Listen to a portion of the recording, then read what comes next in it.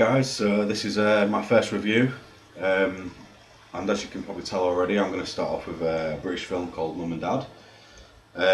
It was written and directed by Stephen Shield, who I haven't seen any of his other work. I don't think he's particularly done all that much, but for a debut British horror film, I've got to say it's up there. What a film!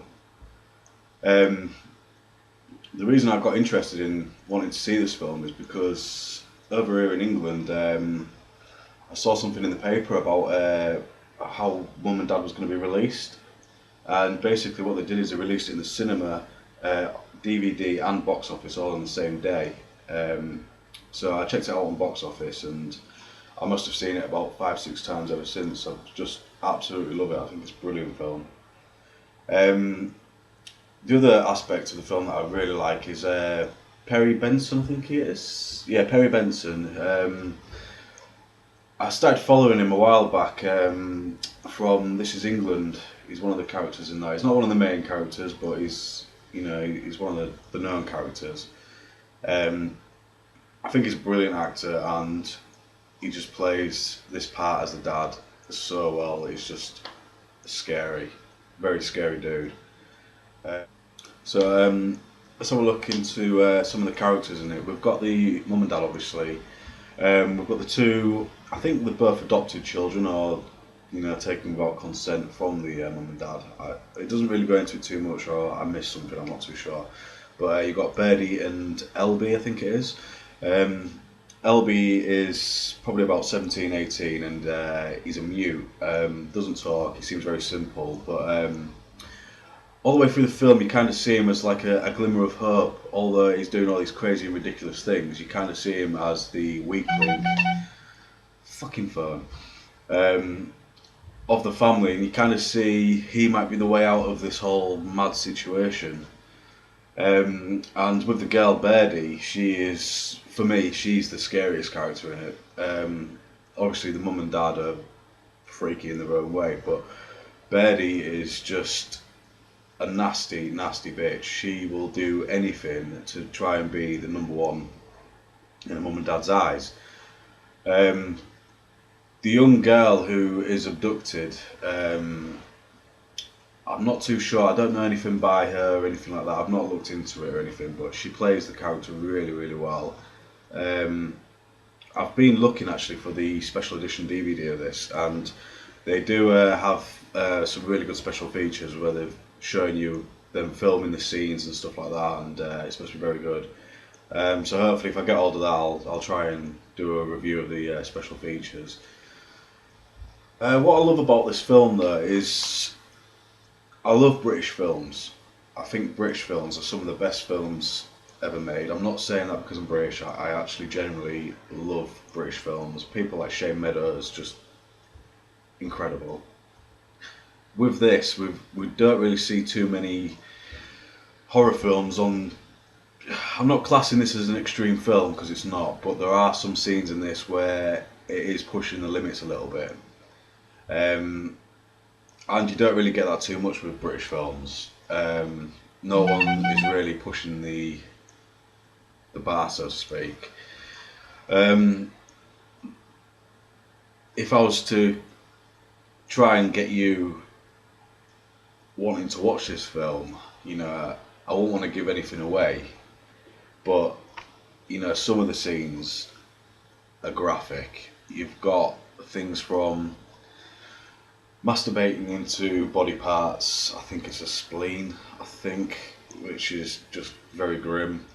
You've got a girl locked in a suitcase with the dad and the son smashing a lump hammer into her, and you've got the mother who's obsessed with scarring, and she will scar the girl, and Birdie the daughter likes to scrub her back the next morning very intensely, and it's quite a hard scene to watch, but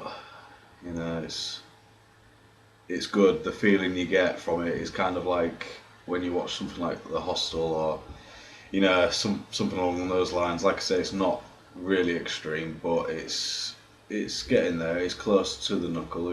It's pretty pretty bad in parts. Like, the feeling you get from this film is a typical, you want the hero to get away, and they have many chances, and there's always something that goes wrong. And I love films like that because you're desperate for him to get away, but you know the film will be over in minutes if that was the case. But the attempts in the escapes are pretty good. There's not too many of them, but you know it's that feeling you get when you can see that glimmer of hope, and you know they don't get away, and you're like, oh no. And the depressing feeling you get from it is, you know, it's pretty good how your emotions are up and down all the time.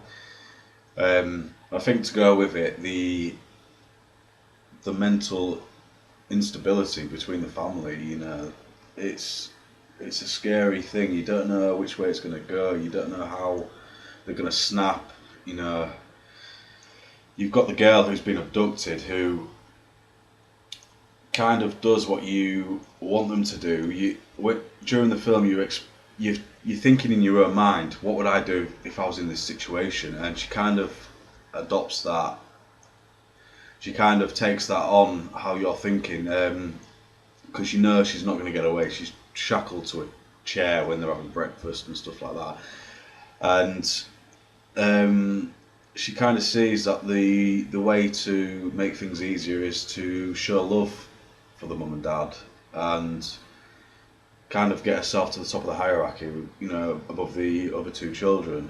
And she does several things to try and do that, and then, you know, it all comes tumbling back down. And I think that's the